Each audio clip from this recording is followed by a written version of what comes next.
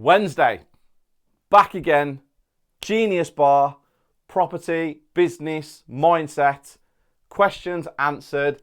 Anything you guys want to know that I know the answer to, I will give it you. If I don't know the answer, we have my laptop, we can do some research together, and I can only answer on the things that I've been through. I can only answer on the things that I have gone through and done in my career. Let's get straight into it, because yesterday's video, we had a great response. Thank you guys so much for that, because the day before, the video wasn't great. The views were quite low. The questions were very limited. You guys come through yesterday. Massively appreciate the support, because we put a lot of time and effort into things like this. Try and give you guys what you want. Let's get straight into it. So, on the go lodging, James and Audrey. How do we find out about buying a freehold from the current leaseholder for the properties we are interested in? Get the email address of the person who holds the leasehold. Get the phone number. Contact them. Tell them what property you're trying to buy. Put it in an email to them. Explain it over the phone. They will break down what the cost to sell you the freehold is. They will get it back to you. It can be quite a lengthy process. It can take up to a month, depending on how they work. Very simple. Speak, email, wait, see what number they come back with. Bakehouse Boxing 4709. What's your thoughts on leasehold flats for investments compared to a house? I don't buy leasehold, me personally. And when I have bought leasehold in the past, I have bought the freehold, and at the same time when I complete on it, I make sure that the TR1 then states it's a freehold, because I complete on the same day with both. But I know plenty of people who do invest in leasehold flats, and it's all about the numbers, isn't it? It's all about the money. It's all about the timeline of the leasehold. So I know a lot of people who are successful at it, but me personally, it's just not for me. Mark GC65. We bought 3 new properties in a linked transaction from the same builder and paid extra stamp duty as required, Wales. How does capital gains work if we sell 1 or 2 properties, get our original money back, but don't sell the third property to have an actual profit? Okay, I'm a little bit confused by what you mean as a linked transaction. Did you buy all 3 properties in one limited company? Is that what you're trying to say? Well, from what I know, but please seek financial advice, whatever you sell in that company, whether it be 1 or all 3, you haven't bought all 3 as one, in my opinion, because they're all individual titles and they're all individual registrations on land registry. So you will be paying capital gains on every single one that you sell if you make a profit. But again, I understand what you're trying to do. You're trying to circumvent capital gains. My best advice, don't mess around with them. Don't play games with them. Don't try to outsmart them. What you owe is what you owe, and they will always find out what you owe. There are grey areas, and there are some accountants that can do certain things in order to help you. That's not breaking the law. But from what I know, whatever you sell, you're going to have to pay capital gains tax on. So seek financial advice from accountants and maybe a solicitor in this case, because what it seems to me like you're trying to do is just avoid paying capital gains tax. Wouldn't we all love not to pay tax? Doesn't work like that though.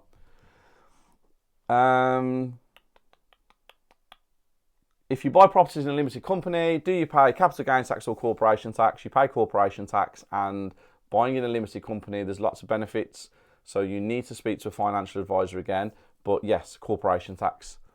Can you do a video on pros and cons of getting a house from auctions? Also about letting agents and how they work and if they are worth using. Matthew Hurd. Letting agents are always better to use than you doing it yourself, because you don't want the headache, you don't want the hassle, and you don't want just to have problems, basically. You don't want a phone call at 7, 8 o'clock at night. You don't want a phone call at 3, 4 o'clock in the afternoon. You don't want a phone call on Saturday and Sunday. So the 10 or 12% that you pay to letting agents will basically give you peace of mind that you're not getting the call, but you still get the call from the letting agent.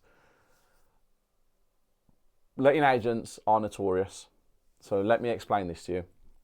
if you've got a letting agent and you buy a property, say 3 hours from your house, and you're a very laid back landlord, a letting agent might call you and say, oh, there's a problem with the boiler. It's a £60 call out charge. Do you want to arrange it and send someone, or would you like us just to go and check it out for you? You say, yes, you go and do it for me. And they go and check it out and they say, nope, no problem, all sorted. It was just whatever they come up with. I know letting agents personally that have been doing that for a very long time. They've done it to a number of members of the property circle. I've had it done to me in the past previously. I've spoke to estate agents that think it's quite funny when they say, oh, we do 30 or 40 call outs, fake ones, and we can charge £60 and we can make £2,000-3,000. Me, I don't like it. Morals and ethics come into play. People are trusting you with their properties. It happens. If you don't believe it happens, you're naive and you're not cut out for this world. But it does happen and it continues to happen, and you need to make sure that you can keep an eye on certain things. A lot of unscrupulous people out there doing unscrupulous things. The sooner you get to grips with it and you understand how it works, the easier life becomes. If you're one of these naive person who just wants to sit there with blinkers and say that doesn't happen, that's a load of shit, well, unfortunately, it's probably happening to someone like you. Yes, can I do a video on pros and cons? I've got lots of auction videos, guys. Lots and lots of auction videos for you. And maybe I'll write some pros and cons for you. How about that? Maybe I'll give you some pros and cons now. So let's talk about auctions. I do a fantastic auction online masterclass, an unbelievable online auction masterclass. And what I will do, I will put a link in here for you guys to sign up to my online auction masterclass, and I will give you a discounted rate today for 24 hours till tomorrow's video. It's in the link below. So auctions, pros of auctions versus cons of auctions. So the pros are cheaper properties. That's the pros. Pre-auction offers are accepted. That's a pro. Post-auction offers, believe it or not, that's an even bigger pro. Because what happens is somebody will put a property in auction to sell. And 9 times out of 10, people who put properties in auction want a quick sale because they want the cash. So most people have already spent it on their next project or their next venture, or if someone's inherited it through probate, they've already spent it on whatever they've dreamed of buying if they've inherited a property. What you will find is if the property doesn't sell, these people are open to a cheaper purchase price because they still want to complete in the 28 days or 56 days or wherever it is. So post-auction can be an absolute goldmine if you understand it. They're really the pros. Cheaper, pre-auction, post-auction. You've got a little bit of, a pro needs to be, you've got to be educated. Because it's like a car auction, sold as seen. So you need to be educated. That's a pro, get educated. What are the cons? If you don't know what's going on, a lot of people don't get to view a property. Special conditions. Whew. These can add so much money onto the purchase price. Make sure you have education. If you've got no education, you're in serious trouble when it comes to navigating a property. Sold as seen, 10% deposit usually, which means no going back. And it's not for beginners. So they're the pros, there's some cons. I could literally, guys, go into that in real detailed discussion because I am an expert when it comes to auction. I've bought over 50 properties in auction, so I know my stuff when it comes to auction houses. I know all the tips, I know all the tricks, I know all the little things they do. I know how people will advertise a 2-bedroom terrace house as a 3-bedroom terrace house in order for you to bid more. Then when you get there, it was a misprint, it's a 2-bedroom terrace. There's so many things that can go on in auctions. Bidders in the room, bidders online.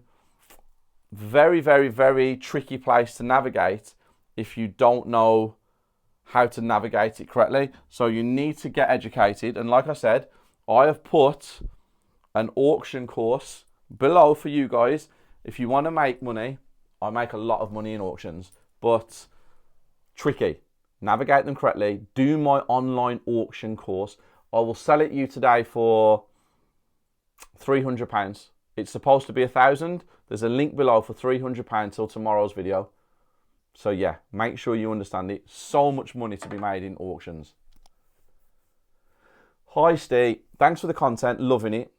As with all your content, thank you. This is a member of the Property Circle, actually. I know his name, Stuart. Personal question. I know I have some experience in properties. I'm part of the Property Circle. I have a residential mortgage and have capital in my property and due to remortgage this month. My question is, should I release some equity to allow me to purchase properties to flip until I can gain experience to get investor funds to push forward with my plans? Now, I know Stuart. Stuart is a member of the Property Circle. Stuart has jumped onto one of my Earn and Learn programs. So he's on site. He's learning about commercial to residential for the next 12 months. I've seen what he has done in the past.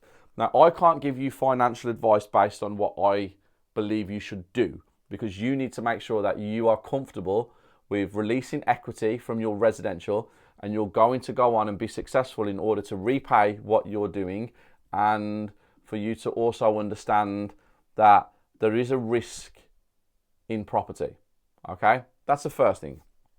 But with the knowledge that I've seen you gain over the last few years, what I've seen you do in the flipping world personally, I think that you are ready to do it. And the more you show, the more credibility you will get. But again, you have to be sure that you can maintain your mortgage payments and you can make the money back, so you don't put yourself in a financial position that can cause long-term pain. My advice, think about it. Make sure you're certain. I believe you can do it, but you're the one that has to do it. So because I believe it doesn't mean it's going to be successful. You have to believe it. I know that's not the answer you was looking for, but I don't want to be the person that tells you to take money out of your house and then you end up in the horrors and then I get the blame for it. So yeah, you've got to be sure. Hi Steve, loving the new daily content and TPC at the minute. Best it's ever been with the app, the courses, helping me gain knowledge with the Earn and Learn program. Question, what amount of capital would you need to be comfortable with when doing a flip? I'm trying to weigh up at this stage if I can start possibly flipping once I've gained the knowledge. Anything over £100,000.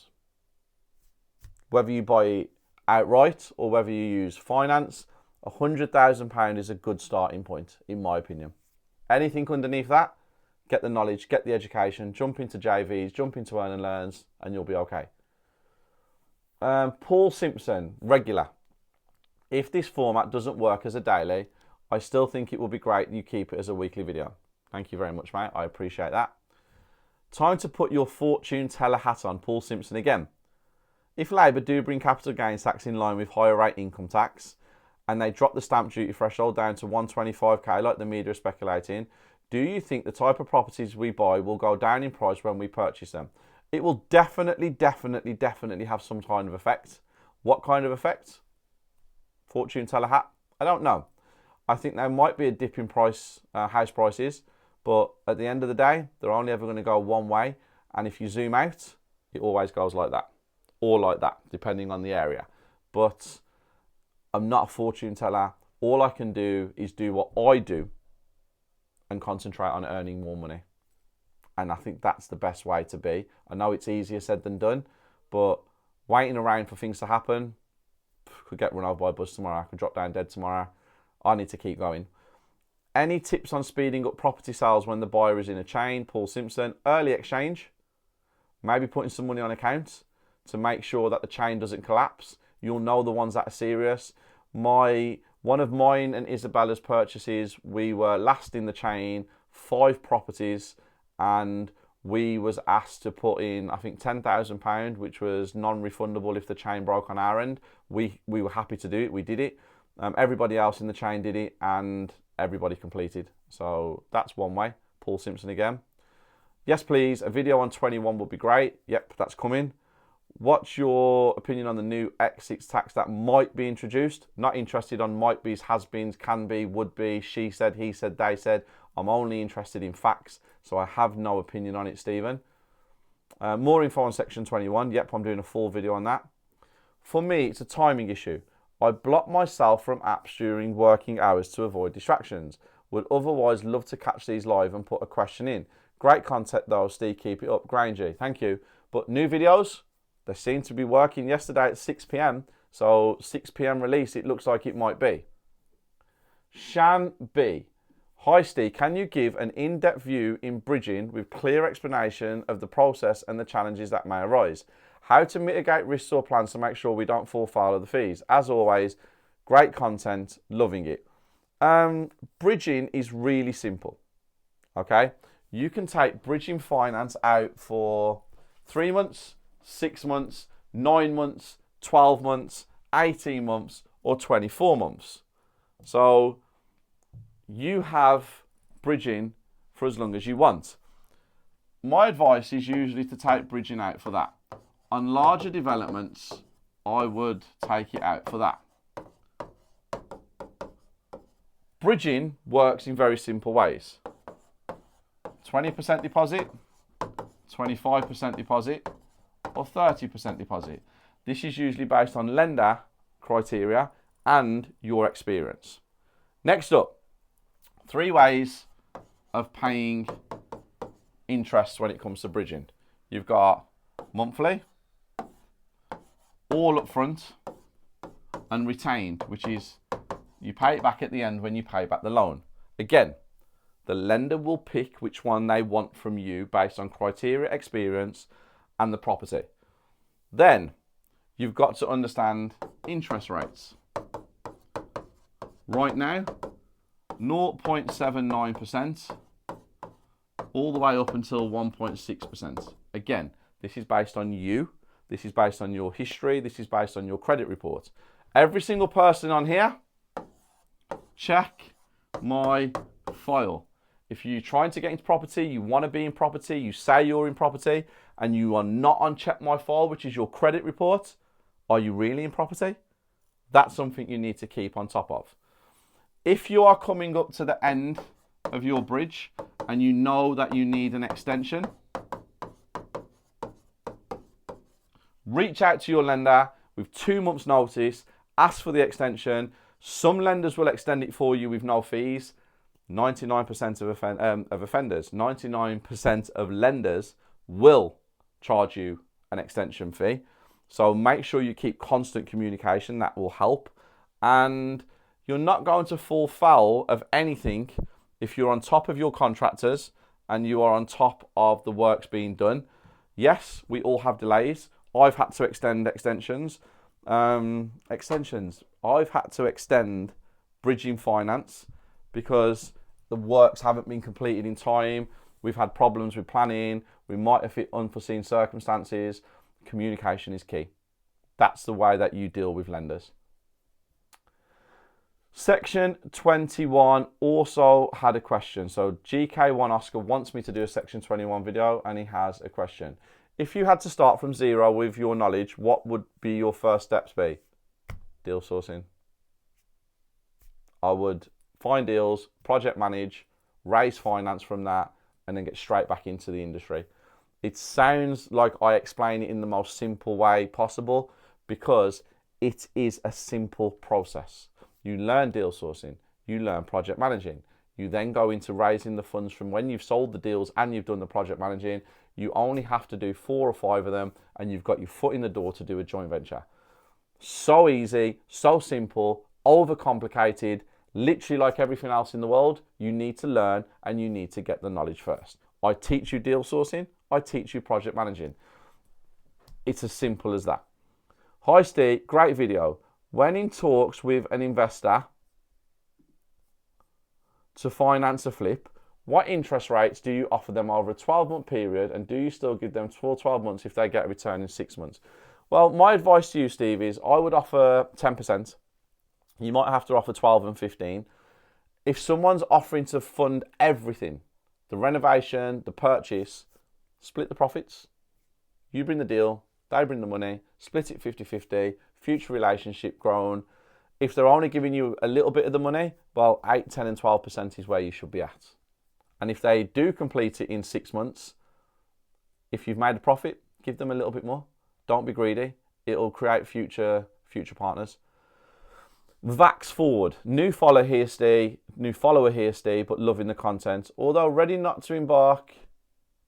ready to embark on a full-on refurb or property enterprise yet, I have just purchased a house which requires renovation and will use equity from my existing flat and renting it out, so all your tips and tricks are very useful. Watching your content with much interest, Vicky. Thank you, Vicky. I appreciate that. Next up, Steve, off topic. Puff Daddy has been arrested and he's using his properties as equity for bail. What's your thought process on that? And do you have an opinion? Whoa, you're going to get me cancelled here. So, P. Diddy, Puff Daddy, Puffy Love, Love Man, D. Diddy, whatever he is known as today. I don't know what this geezer is known as today.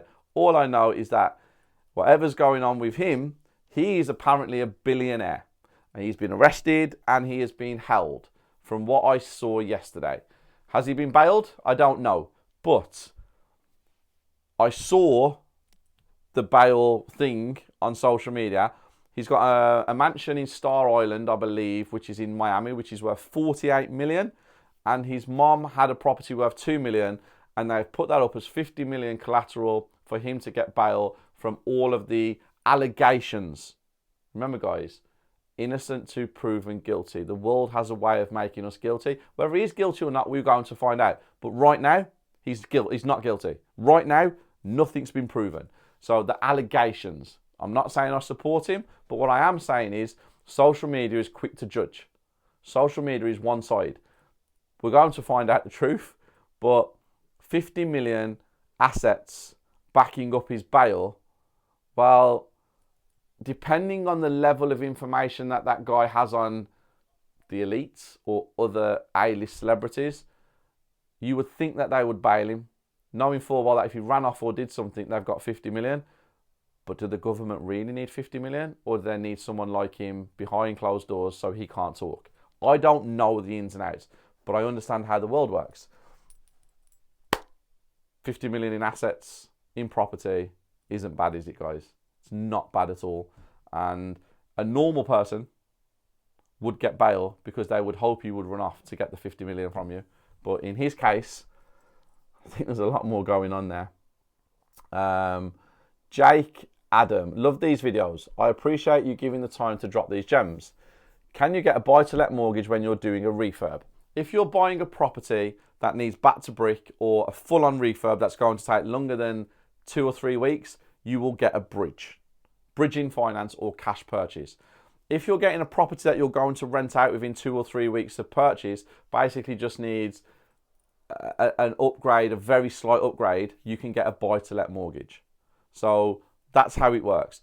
There are some lenders out there that do desktop valuations and some developments slip through the net, but you will be paying a higher interest rate. Can you bid in auction under an investor's name? So for example, if I bid to get the property, I'm then liable if the investor decides they don't want it. My advice to you, find your investor, work on the auction property together. If the investor is happy, they will then put their name registered, they will leave their card for the 10% repayment, and their name will be on the auction contract. My advice to you, don't you do it, get the investor to do it if they're happy with everything that you have presented to them, and that is exactly how I would do it if I was you. If over 60, can you get a buy-to-let mortgage through a limited company? There are some mortgage companies out there that will do to 70, I believe, but speak to a broker. I own a mortgage company. Speak to me. We will see if we can get you one. I don't know your circumstances, but I do know there are some lenders out there that would do it. Hi Steve, thanks for the detailed answer for my question on stamp duty and taxes. In the first episode, you answered my question suggesting I look in at flipping strategies when I come over to the UK. Could you give me your viewers mini masterclass breakdown on the exit strategies? 1. Stages and getting ready to sell. 2. Using and managing estate agents. 3. Viewing and obviously touching on selling quickly. Yeah, flipping is the way forward, Andrew. I believe that you're in South Africa, if I remember correctly. And if you're going to flip, Definitely staging properties that are over 250,000 is key, I believe, for sale, because a lot of people can't visualize what goes where and how. So getting somebody to come in and show them, I believe, is always key. And estate agents you have to use, but there's new estate agents out there now. There are social media estate agents who don't have a physical base, but they have built an online presence. They seem to be moving houses a lot quicker than your traditional old style estate agents. And viewings, you want them to take the viewings. You do not want to take viewings. Let the agents do it. Let them do their job. Pay them their 1%, 2%, 3% or fixed price, wherever it is. The easier that you can make it, the easier it is to sell. Staging opens the eyes to the buyer. Estate agents, well, they're the ones that keep the contact available and put it out to market so they can see. And viewings, well, they will talk and they will have conversations on your behalf where you don't have to. So you want to try and make the process as easy as possible for you, in my opinion. Property times blockchain. What do you know? Zilch. Absolutely nothing. I have no idea about it, and I'm sorry for that. Can't answer anything. Many thanks, Steve, for everything. Very good answer regarding the credit for the property. Thank you, Bartek. I appreciate that. VJ, great content and great work, Steve. Thanks for putting these videos. This is exceptional for you to take your time out and create these videos. I have a question. For kitchens, I understand you prefer Howdens. However, what do you choose for worktops for your property? Do you use laminate, composite laminate, quartz? What do you use for splashback? How to avail the best discounts for kitchens? Can you throw some insight into this? Of course I can. We are sponsored by Howdens. I have a partnership with them. So I'm a massive advocate for Howdens kitchens. Now, Howdens do a big range. They go all the way up to top end. You can get them in a certain book, or you can speak to them and they will give you the documents. Howdens, people believe, are mid-range. They're not. They have all sorts of kitchens for everybody. I'm not being paid to say this whatsoever. I genuinely have been a big advocate for Howdens for a very long time. In properties that are underneath 350, composite laminate, I believe, is the best. Quartz goes into higher end properties, your 500, 600 up to $1 million. And splashbacks. I'm not a fan of tiles. I like the worktop to match the splashback in most places. If I'm going into HMOs and bed sits and self-contained units, I will genuinely just use a tile splashback, high gloss, easy to wipe, easy to clean, and I base my worktops and my splashbacks based on the value of my properties. I think that's the easiest way to explain it. Guys, that is all the questions. That is every single question that you guys have asked me to answer today. We are on 1,400 views in 19 hours, 25 comments. Appreciate your support. Massively appreciate your support. These videos are only going to get better. They're only going to grow. They're only going to get better. It is the Genius Bar because I do know my stuff. It's not just property. Ask me about business. Ask me about mindset. I have handled business for the last 10 years, so I have a great knowledge of it. And I really like doing them. I actually really enjoy doing this. It's one of my favorite things that I do. So I will catch up with you guys tomorrow. Get your questions in. Please subscribe, like, and share. Help us grow. I put a lot of effort into this. So you just clicking the like button, sharing it on your social medias or telling someone about it and commenting below, it's massively appreciated for what I give for you guys if you want to give a value exchange. If you don't, just keep on watching. See you later, guys.